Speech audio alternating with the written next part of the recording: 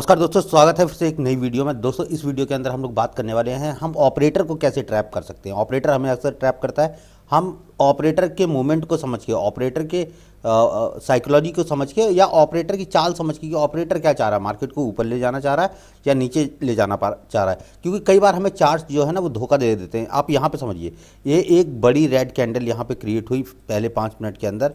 इस red candle के अंदर कौन चाहता था कि मार्केट ऊपर जाएगा? कौन सोच सकता था इतनी बड़ी रेड कैंडल? और मार्केट कॉन्टिन्यूसली वहाँ से रिवर्स हो गई और इस कैंडल का हाई भी ब्रेक करके आपको कॉल साइड की एंट्री यहाँ पे मार्केट ने दिला दी। कॉल साइड की एंट्री आप यहाँ पे ले लेंगे और मार्केट वहाँ से नीचे फिर से आ गई। आपने एसएल आपने यहाँ रखा होगा, कुछ लोगों ने एसएल यहाँ रखा होगा, कुछ लोगों ने एसएल यहाँ रख सकते हैं, लेकिन जो ऑप्शन सेलर है निश्चित तौर पर उन्होंने यहाँ पे एसएल रखा होगा।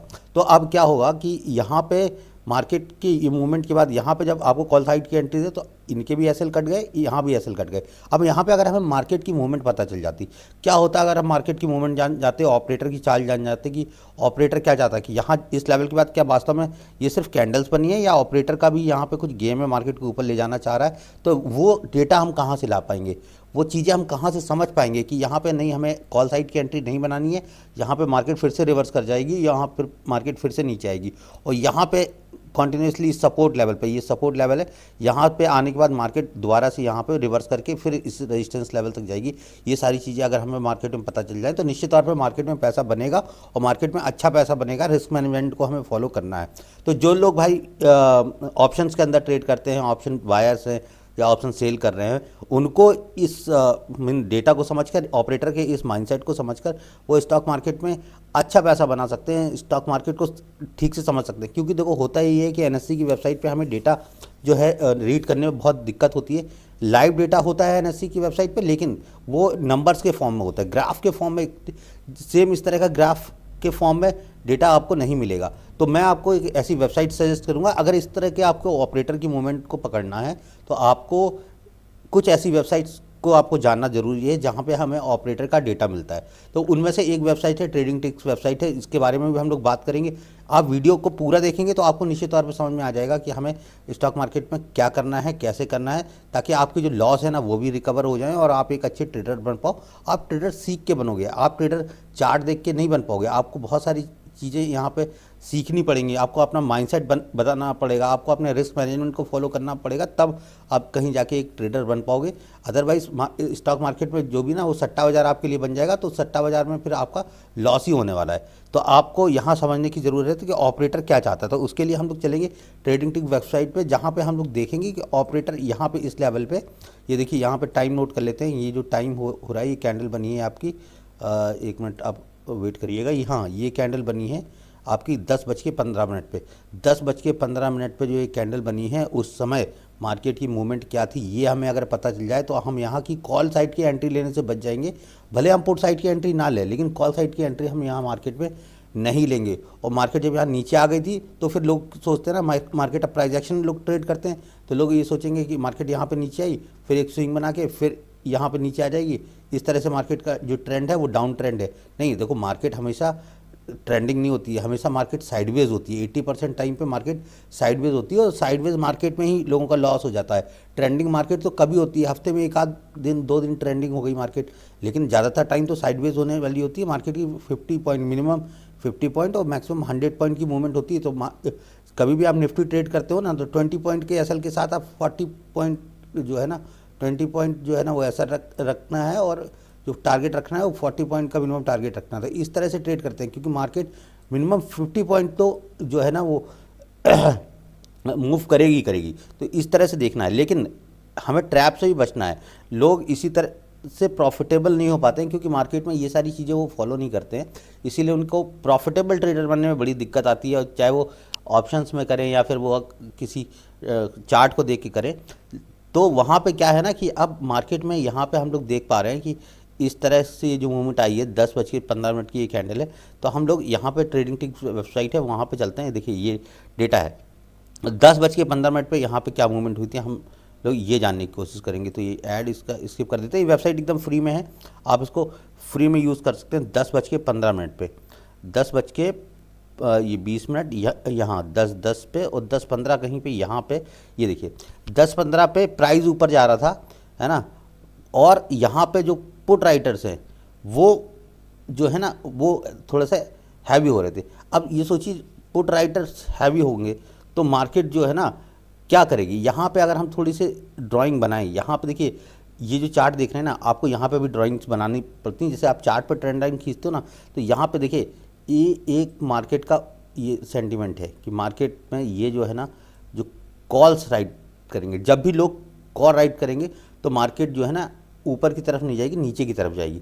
यहाँ पे क्या हो रहा है, कॉल राइटर बढ़ रहे हैं। यहाँ पे देखिए इस लेवल पे जो है कॉल राइटर, यहाँ तो पुट राइटर बढ़े तो मार्केट ऊपर गया।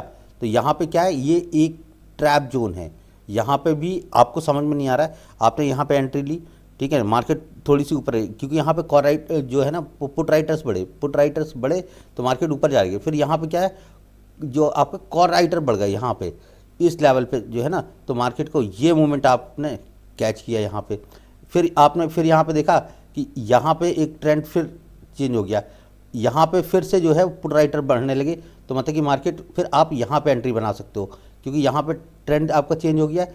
यहाँ पे क्या चल रहा है, यहाँ पे देखिए ये जो मार्केट है ना, यहाँ पे जो है आपका पुट राइटिंग ज़्यादा होने लगी और कॉल राइटिंग आपकी यहाँ पे देखिए कॉल राइटर्स के साथ क्या हुआ, कॉल राइटर्स भी यहाँ पे कॉन्टीन्यूसली इंक्रीज़ कर रहे थे। जो मार्केट गई ना ऊपर तो गई लेकिन धीरे धीरे गई, यहाँ पे चीज़ें चेंज होती रहीं।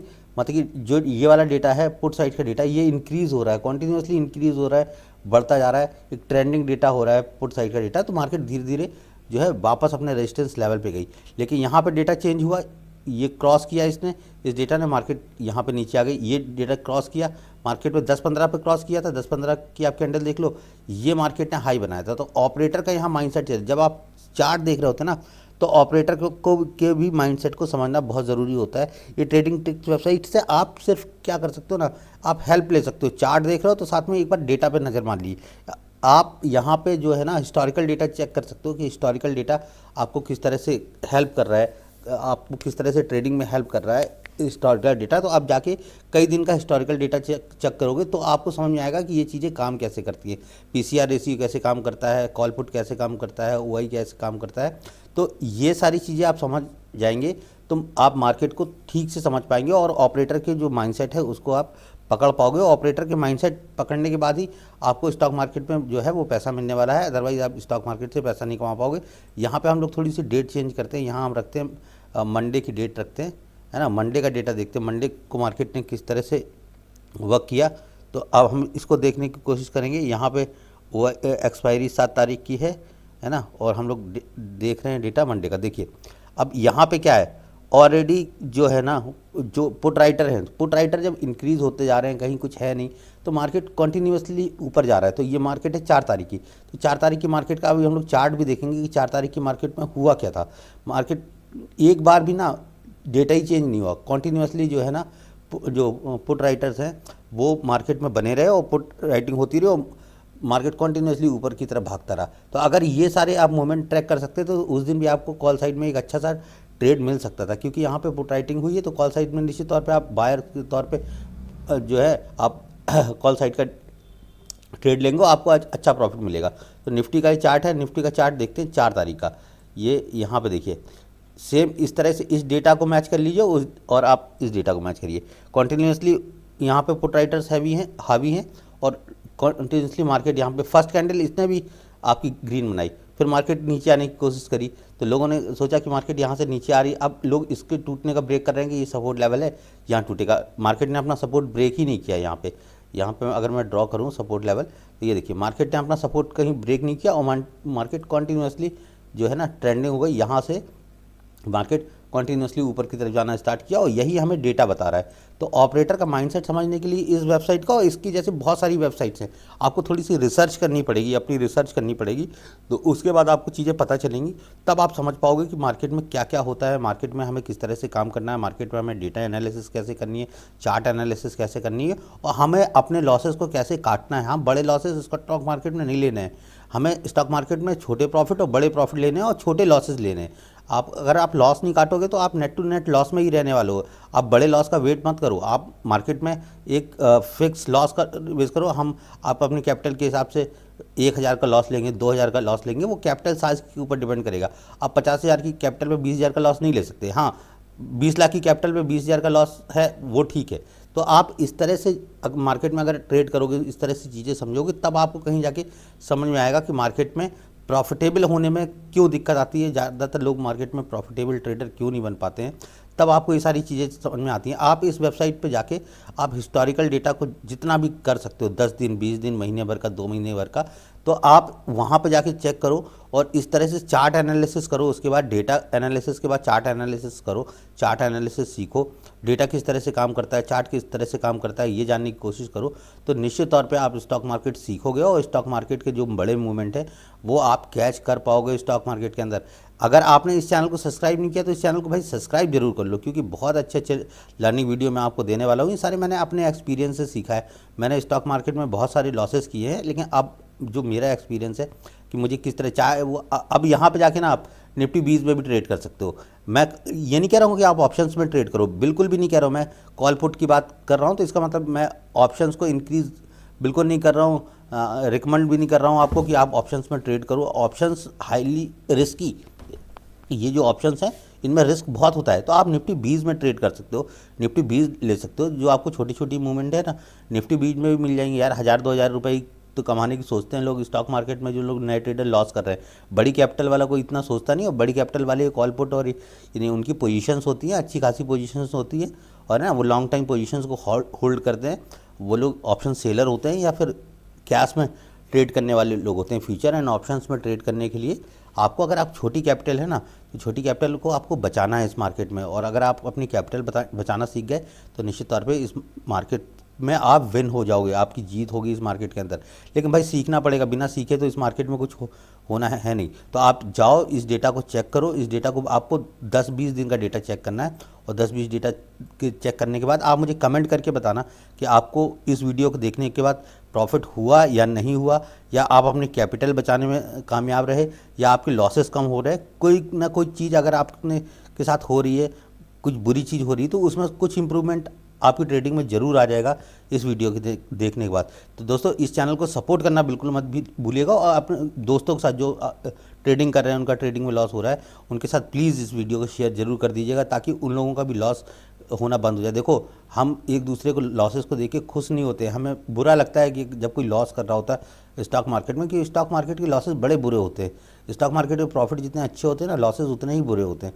तो लोग लॉस ना करें स्टॉक मार्केट के अंदर, इसलिए अपने दोस्तों को ना ये वीडियो ज़रूर शेयर कर दीजिएगा अगर वो कॉल पुट में लॉस कर रहे हैं। और इस चैनल को सब्सक्राइब करना बिल्कुल मत भूलिएगा। बहुत बहुत धन्यवाद।